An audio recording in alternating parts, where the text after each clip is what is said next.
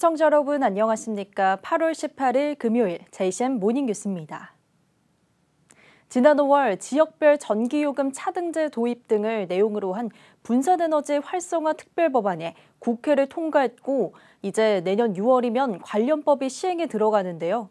어제 롯데호텔에서 울산 분산에너지 활성화 추진 전략 발표회가 마련됐습니다. 분산에너지 관련 사업을 울산시가 주도하겠다는 확고한 의지와 자신감을 확인시켰던 자리였다는 평가입니다. 전우수 기자가 보도합니다. 지난 5월 지역별 전기요금 차등제의 근거를 담은 분산에너지 활성화 특별법안이 국회를 통과했습니다.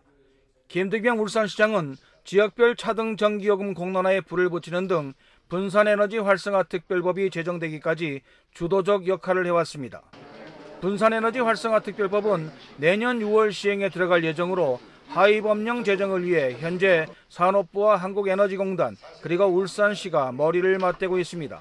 하위법령 제정에 관심이 쏠리는 데는 전기 생산자가 한전을 거치지 않고 기업이나 시민 등 지역 내 수요자에게 직접 전기를 공급할 수 있는 특례가 적용되는 분산에너지 특화 지역으로의 지정을 위해서입니다. 울산이 지금 하위법령을 만들기 위해서 적지 않은 노력을 하고 있습니다. 이게 아마 가시화되고 또 우리 산자부에서 지금 자리를 함께 해주셨는데 울산의 특화지구로 지정만 해준다면은 울산은 새로운 도약의 길을 마련할 것이다. 특화지역으로 지정되면 전력이 대량으로 필요한 2차 전지, 반도체, 데이터 센터 등 신산업 기업 유치로 지역 경제 활성화에 크게 기여할 수 있기 때문입니다. 분산에너지 활성화 특별법안 통과와 함께 이에 대한 대책 마련에 들어갔던 울산시가 분산에너지 활성화 전략을 공개했습니다. 분산에너지 관련 추진 전략 발표는 전국 17개 시도 가운데 처음으로 분산에너지에 대한 울산시의 추진 의지와 자신감이 묻어납니다. 울산시의 분산에너지 활성화 추진 방안은 5개 중점 과제로 구성됐습니다. 오는 2030년까지 분산에너지 활성화 중장기 로드맵을 수립합니다. 울산 국가산업단지에 대규모 신재생 에너지를 연계한 분산에너지 특화 지역을 지정하고 분산에너지 종합정보관리 시스템을 갖춘 분산에너지 지원센터를 설립하며 데이터 센터, 국가전략산업 등 전력 다소비 기업 유치에도 나섭니다. 이를 위해 울산시는 경제부시장을 단장으로 분산에너지 분야 전문가 등 24명으로 구성된 분산에너지 특화지역 지정 추진단을 구성하는 한편 후속 조치로 울산 테크노파크 주관으로 울산 분산에너지 특화단지 추진을 위한 연구 용역에 착수합니다. 울산시는 법령 시행 전인 내년 4월까지 연구 용역을 마치고 법령 시행 즉시 울산 특화지역 신청이 가능하도록 해 분산에너지 관련 사업을 주도해 나간다는 방침입니다. JCN 뉴스 전우수입니다. 어제 오전 외교부 이메일로 고속철도 시설을 폭파하겠다는 협박 이메일이 발송됨에 따라 경찰이 주요 역사에 대한 긴급 수색과 함께 경계태세에 들어갔습니다. 일본에서 보낸 것으로 추정되는 이메일에는 고속철도 시설에 폭탄을 설치해 8월 17일 오후 3시 34분 폭발할 거다는 협박성 문구가 적힌 것으로 전해졌으며 이에 울산경찰청도 어제 오전부터 KTX 울산역에 경력을 배치하고 순찰을 강화했습니다. 경찰은 앞서 지난 16일 폭발물을 설치했다는 협박성 메일에 언급된 울산시청에도 만일의 사태에 대비해 울산경찰청 기동대를 배치했습니다. 울산시가 현대차 전기차 공장 건설 인허가 기간을 통상 3년 이상 걸리던 것을 1년으로 단축한 사례가 행정안전부의 적극 행정을 통한 그림이자 행태 규제 우수 사례로 선정했습니다. 행정안전부는 올해 2분기에 전국 지자체에서 제출한 587건의 적극 행정 사례 중에 전체 46건을 우수 사례로 선정했으며 이 가운데 울산시의 행정 2건이 우수 사례로 포함됐습니다. 울산시의 우수 행정 사례는 전기차 인허가 관련 외에 온산공단에 노상주차장 4,000면을 설치하고 공장용지 부설주차장 설치 기준을 완화해 투자기업의 애로사항을 해결한 행정이 우수 사례로 포함됐습니다. 울산 지역 신축 아파트가 집값 상승세를 견인한 것으로 나타났습니다. 한국부동산원에 따르면 울산 지역 아파트 매매가격 지수를 보면 5년 이하 아파트의 경우 지난 6월 0.54% 상승한 데 이어 지난달에도 0.38% 상승한 것으로 나타났습니다. 5년 초과 10년 이하 아파트도 0.62% 오른 반면 준공된 지 20년이 넘은 아파트 값은 0.27% 하락했습니다. 구군별로는 남구 0.05%, 중구가 0.03% 각각 상승한 반면 동구와 북구, 울주구는 하락했습니다.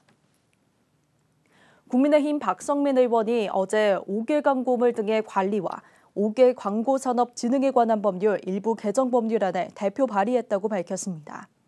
개정안은 정당 현수막을 시도조례로 지정된 장소에만 표시할 수 있도록 해 정치 현안 등 정당 현수막의 남발로 인한 주민 불편 등 부작용을 해소하는 것이 주요 골자입니다. 박성민 의원은 무분별한 정당 현수막 개첩이 도시 경관의 해치뿐 아니라 시민들의 안전을 위협하고 피로감을 유발하고 있다면서 법 개정을 통해 정당 현수막의 난립을 제지해 시민 불편을 해소하고 쾌적한 도시 환경을 조성할 수 있기를 기대한다고 입법 취지를 설명했습니다. 더불어민주당 울산 중구지역위원회 신임 오상택 위원장과 당직자들은 어제 오전 실회 프레스센터에서 22대 총선 승리를 위해 새롭게 출발한다는 메시지 전달을 위한 기자회견을 가졌습니다. 이들은 앞으로 중구 지역 발전을 위한 소구력을 갖는 정책 개발에 힘쓰고 당원 역량을 응축과 함께 대안과 비전을 제시하며 견제와 균형의 역할을 충실히 하는 협의회가 되겠다고 말했습니다. 한편 민주당 중구지역위원회는 직전 황세영 위원장의 돌연 사임을 발표한 이후 위원장이 공석으로 있었으며 16일자로 문재인 정부 청와대 국가안보실 행정관을 지낸 오상택 씨가 중앙당 당무위원회에서 위원장 인준을 받음에 따라 이날부터 신임 지역위원장으로 공식 활동을 시작했습니다. 천창수 울산교육감이 어제 교육청 접견실에서 1억 원 이상 개인 고액기부자 모임인 아너소사이어티 121호 신규 회원 가입식을 가졌습니다. 전 교육감은 울산 사회복지공동모금회에 자신의 임기인 2023년 5월부터 2026년 6월까지 매월 본인 급여의 300만 원을 기부, 총 1억 1,400만 원을 기부하기로 약정했습니다. 천창수 교육감의 아너 회원 가입은 전국에서 전 현직 교육감 중 최초이며 울산에서는 공직자 중 울산 16호 정가균 전 국회 부의장과 울산 73호 권오영 전 울산시의회 교육위원회 위원장에 이어 세 번째입니다. 울산에서는 처음으로 남구 태화강역 공영주차장에 초고속 전기차 충전소 이피트가 구축됐습니다. 울산시는 현대차그룹이 남구 태화강역 제1주차장에 지난 2월 착공한 태화강역 이피트 충전소 설치 공사가 완료됨에 따라 18일부터 본격 운영에 들어간다고 밝혔습니다. 태화강역 이피트 충전소는 총 사업비 10억 원이 투입돼 태화강역 공영주차장에 260kW급 초고속 충전기 4기 규모로 구축됐습니다. 한편 이피트는 전기를 의미하는 일렉트릭시티와 자동차 경주차 정비구역인 피트의 합성으로 현대자동차 그룹의 초고속 전기차 충전 브랜드입니다. 지난해 울주군이 다 쓰지 못하고 남긴 예산이 2천억 원가량 되는데요. 이렇게 예산이 많이 남자 주민들의 예산 편성에 주민들의 목소리를 반영할 것을 요구하고 나섰습니다. 구현희 기자가 보도합니다. 옛 언양 시외버스 터미널 부지입니다. 울주군은 얼마 전 200억 원가량을 들여 해당 부지를 매입했습니다. 활용 방안이 정해지지 않은 상태에서 부지부터 사들인 건데 이렇다 보니 부지 활용 예산이 언제 편성될지 알 수 없습니다. 지난해 울주군이 다 쓰지 못한 순세계 잉여금은 1,809억 원, 2019년 941억 원, 2020년 929억 원에서 2021년에는 1,000억 원 넘게 남더니 지난해에는 남는 예산이 2,000억 원에 육박했습니다.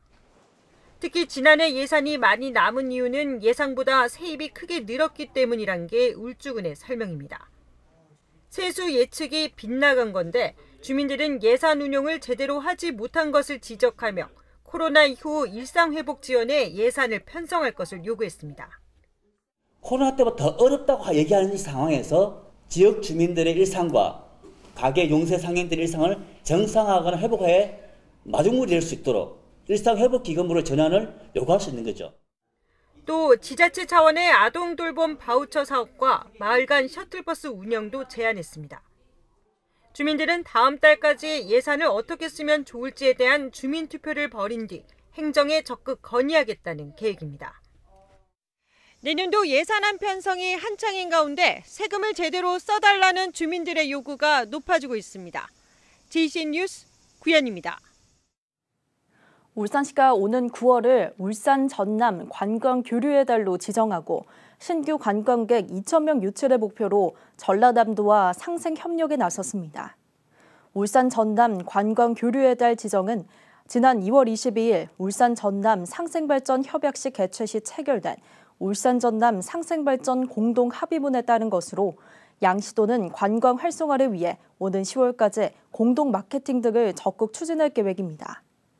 이에 따라 울산시는 본격적인 관광 교류에 앞서 어제와 오늘 이틀간 관광협회, 여행사, 언론인 등으로 구성된 팸투어단이 중록원, 나주읍성, 순천만 등을 둘러보며 전남도에서는 오는 24일부터 25일까지 장생포 고래문화마을, 울산대교 전망대, 태화강 국가정원 등 울산시의 주요 관광지를 방문할 예정입니다.